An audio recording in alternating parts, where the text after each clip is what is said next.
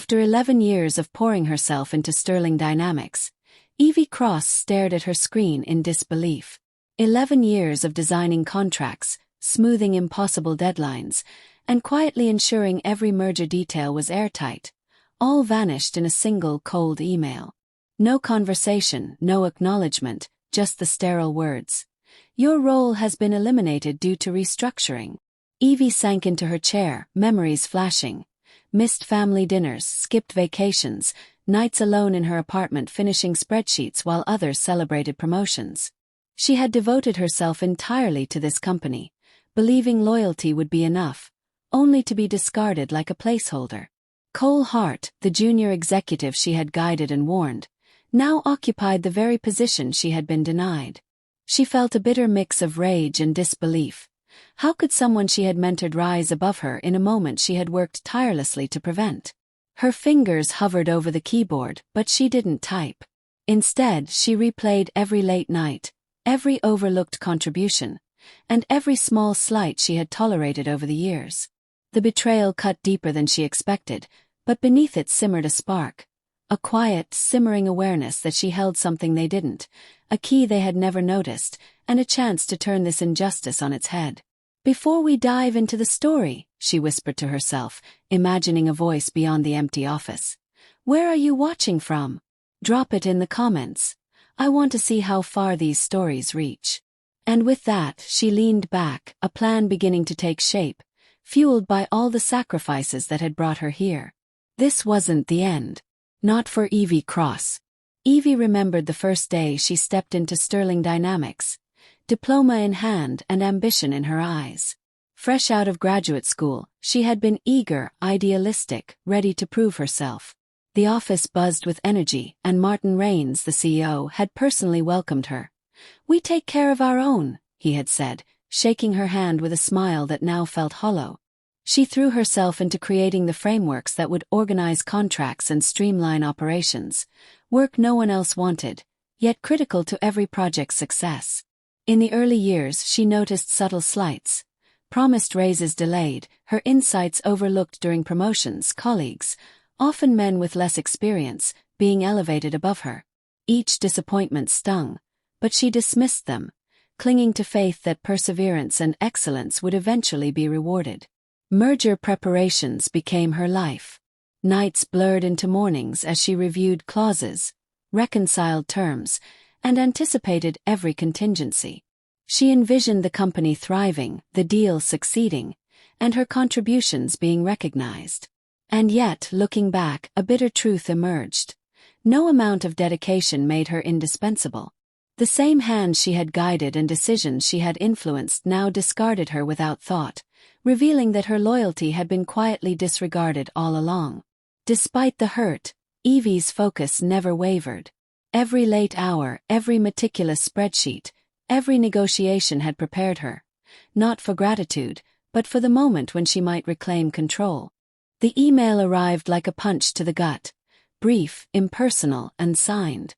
Your role is no longer required effective immediately. Evie blinked at the words, unable to process the sudden void where her career had been. Disbelief gave way to a hot surge of anger, then an aching humiliation that made her chest tighten. She reached out to colleagues, hoping for guidance, for support, for some acknowledgement, but calls went unanswered. HR ignored her requests for even a brief conversation. The silence felt deliberate, almost mocking. Then came the final blow. Cole Hart, the protege she had trained, was named interim head of contracts within 24 hours. The promotion wasn't just unfair, it was personal. Every detail she had labored over, every clause she had painstakingly drafted, every late night she had endured now fueled a sharp, simmering fury. They thought she would quietly vanish, but they had forgotten one crucial fact.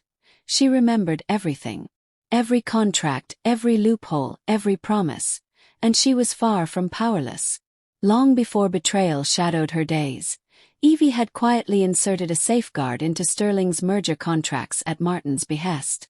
The clause was dense, highly technical, buried deep where few would ever glance, its purpose subtle but powerful, to shield employees and the company's proprietary assets. No one had paid it any attention, It was invisible to the casual reader, dismissed as legal minutiae. Yet now, as she reread the language, a chill ran down her spine, quickly twisting into a thrill she couldn't suppress. Every condition she had drafted, every contingency meticulously documented, converged in one undeniable fact: the merger could not proceed without her explicit authorization. A $600 million transaction, massive in scale and consequence, was tethered entirely to her decision. For the first time since reading the email, Evie felt a surge of control. The power they had ignored, underestimated, and overlooked for years now rested solely in her hands. She had the ultimate leverage, the kill switch. And she understood, with a grim satisfaction, that nothing would move forward without her consent. Evie sat alone in her apartment, the city lights casting long shadows across the walls, wrestling with the choice before her. She could turn her back, walk away quietly, and let the world move on without her. Or she could confront the injustice head-on, using the leverage only she possessed. Memories flooded back. The dinners she skipped, the holidays sacrificed, the hours hunched over spreadsheets while others celebrated wins she had made possible.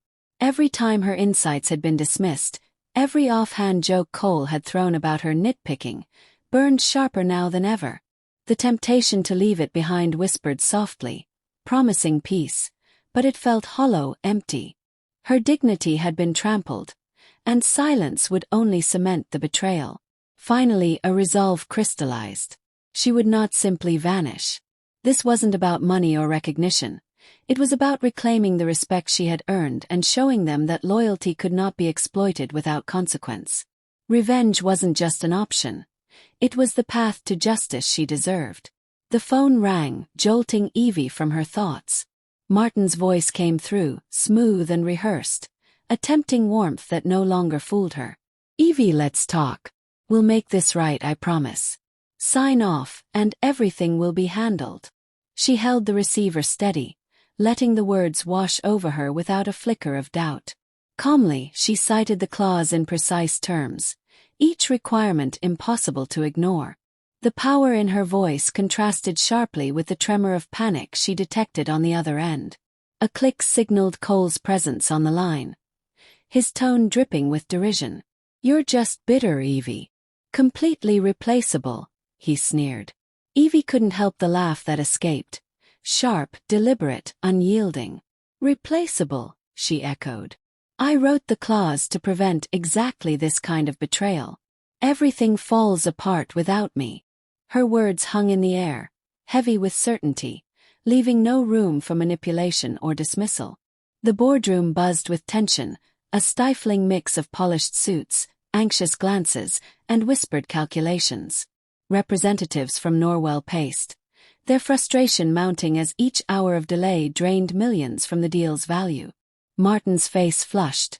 Cole fidgeted, his usual confidence faltering under the weight of their collective panic. Requests and threats ricocheted across the polished table, each attempt to sway her met with her unbroken silence. Evie watched them unravel, their composure cracking as the realization sank in. The control they had taken for granted was gone. Finally she spoke, her voice measured and unwavering. The conditions were clear: public acknowledgement of her contributions, severance equaling 3 times her previous salary, and formal written apologies from both Martin and Cole. Her terms were non-negotiable, a declaration that she would not leave until justice was recognized on her terms. Evie watched the negotiations deteriorate, the power dynamic fraying as every plea and threat bounced off her unwavering stance. Martin's attempts to bluff, offering vague promises and veiled intimidation, fell flat. Her resolve remained absolute. Hours turned into a tense stalemate, the merger deadline looming like a ticking clock. With her signature withheld, the agreement could not advance. When the final hour passed, the colossal $600 million deal unraveled instantly, a carefully constructed empire collapsing in a heartbeat. The repercussions were immediate. Investors recoiled, trading volumes spiked, and sterling stock plummeted. Whispers of instability swept through the company. Boardrooms once filled with certainty now clouded with doubt. Martin's control faltered, cracks appearing in the very foundation he had spent years fortifying. Evie observed it all, a quiet witness to the chaos she had orchestrated, knowing the consequences were entirely justified.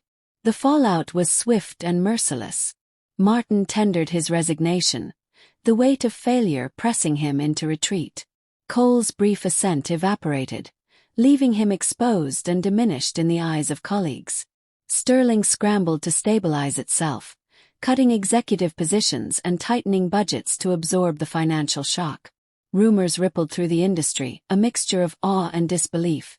Evie Cross, the quiet contracts expert, had single-handedly halted a $600 million merger with nothing more than her refusal to sign.